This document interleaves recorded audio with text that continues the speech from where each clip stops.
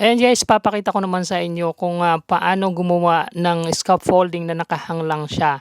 So dati kasi yung blinag ko dati is, nagmula sa baba hanggang sa pataas sa building, ginagawa na lang ng scaffolding. So ito yung mga renovation lang 'to, makikita niyo, yan lang yung mayroong, scaffolding sa taas kasi nasa 22nd floor lang yan, napakataas. So kung paano ginagawa yan is, pupunta lang siya sa labas ng, bintana tapos doon siya magdi-drill ng, pag-uumpisahan nila ng paglagay ng mga scaffolding na kawayan.